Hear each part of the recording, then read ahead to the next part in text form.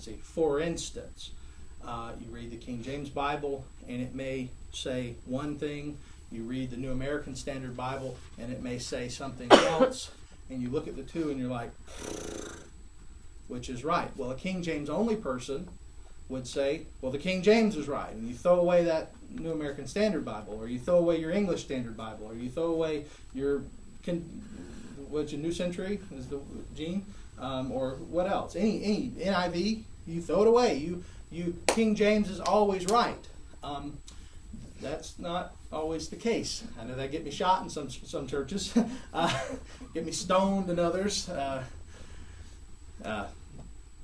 But the scriptures as they were written in their original language is where we must go for the discussion if there is a question. What if somebody doesn't read the original language? I don't know. Is that what you're going to say? No. Okay. Do you think it's so much that the different translations actually say things wrong, or they just leave things open too much to interpretation? Oh, it ranges as to why. There's also a different manuscript tradition for the King James. I don't really want to get into that now. I'll get into that when I get into bibliology.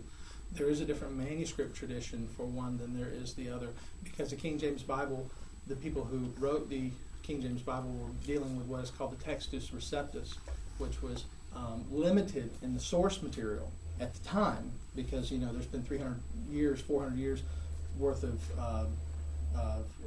archaeology and things since then.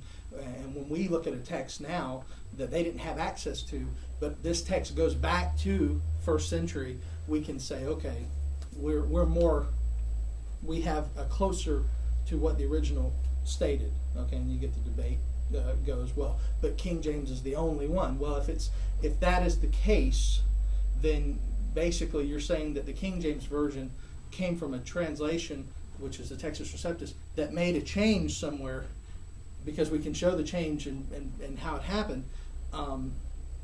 So basically God changed his word somewhere along the line. So yeah, there are some times where it's an error, and actually it makes an erroneous claim. And that's where the subject of true textual criticism becomes very important. You generally don't go to a church on a Sunday morning during a Sunday school class and hear a teacher say anything about textual criticism, because it is such a very deep subject. Most pastors are just satisfied with, are you feeling good about yourself? Good, I'm going to continue. Why doesn't a group of biblical scholars get together for a year and just immerse themselves in it? Oh, they have. They do. Come up with one universally accepted. This is the truth. This is what the Lord said. But that's what I'm saying. The Greek text that I'm holding here, the United Bible Society, which is the same as the Nestle Aland, essentially. And Nestle Aland is that the one you use when you're looking, or you use the Nestle Aland fourth? Yeah. There is. They have come together. This has happened, but there's always new evidence, which creates new discussion. Just like with anything, we're dealing with an ancient document, and there is no part of the Bible that is debated or disputed or discussed that is of any true relevance to the faith. But there are a few parts where there are discussions about what the original reading would have been, but it's not anything that would deter anyone from the faith or dispute any part of the faith. So that's why there have been these immersions into certain parts, such as the ending of Mark, or John 8, the story of the woman who's thrown at Jesus' feet. These are texts that are discussed because certain manuscripts have them in different places, or they're missing, and it's like, well, why? What is the purpose? And that's what textual critical scholarship is all about. Is about that discussion. Yes, ma'am. That's why we changed Bibles in the pews, wasn't it? Because the New American Standard was closer to the original. Well, what we did, we went to the English Standard Bible primarily because it is a literal translation, whereas the NIV is more paraphrastic. It's more what is called a thought for thought versus a word for word translation. And then, of course, there is the NASB, which is even more. Yes? The term normally used is dynamic equivalent.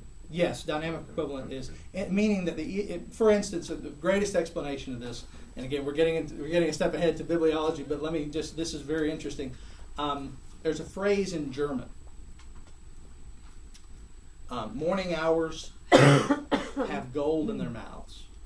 Morning hours have gold in their mouths. I can't say it in German because I don't speak German, but that's the phrase. If I were going to translate that to you, you'd all go, okay. But if I said the early bird catches the worm, you know what that means, because that's a phrase we use. The equivalent of what has been said. That's dynamic equivalence, okay? If I say the early bird catches the worm, it's saying essentially the same thing, but it is not saying exactly the same thing. That's the difference between literal translation and dynamic equivalent. The NIV would translate it, the early bird catches the worm. Well, that's not what it says, but that's what it essentially means. Whereas the ESV, the NASB, would say morning hours have gold in their mouths. It would say it, and it would be up to you to determine what does that mean to the original writer. When we're talking about such things, I think it's necessary just to mention that there are three different, types. There's the literal, the dynamic equivalent, which we talked about the one you were just talking about, and then of course the paraphrase. Yes. Which is a very loose translation, like the Living Bible.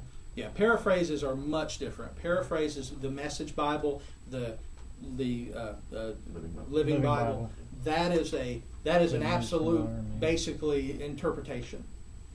In fact, the Message Bible uses the word toothbrush somewhere. When Jesus said, don't take a staff or an extra coat. Basically, Jesus is saying, go and don't let anything hinder you, don't let anything keep you back. And the guy's like, don't even grab a toothbrush.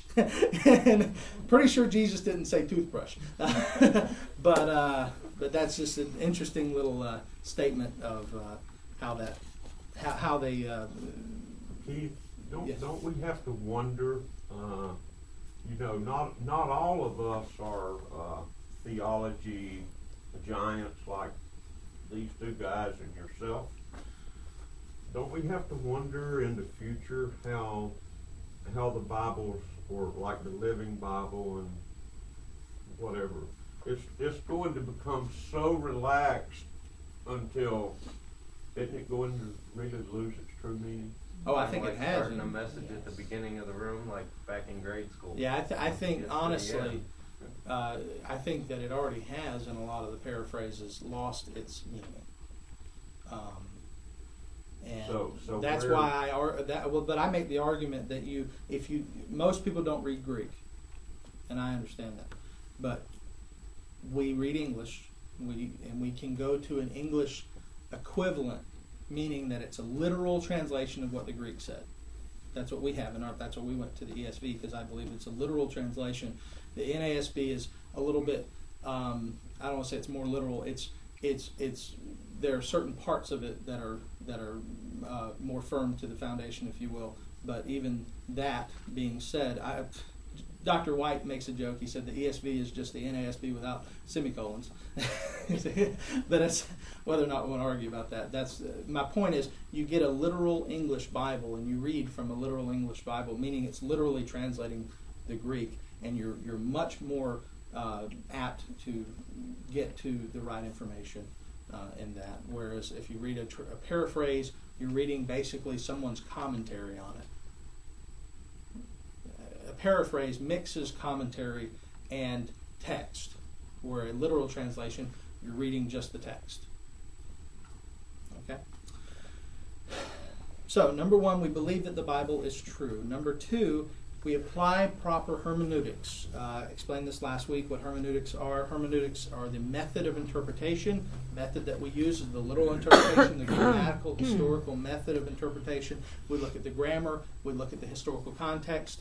Based upon that, we make a decision about what this meant, such as with the golden hours, morning hours of golden in their mouth. There's a literal interpretation, and then there's what it means in context to how a German would understand that particular phrase. Letter C is where we didn't get last week, and it's what I wrote on the board. And I've always liked this phrase. I've gotten some I've gotten elbows for using it before from friends, but I like the phrase tabula rasa. What does that mean? It literally means to have a blank slate, okay, or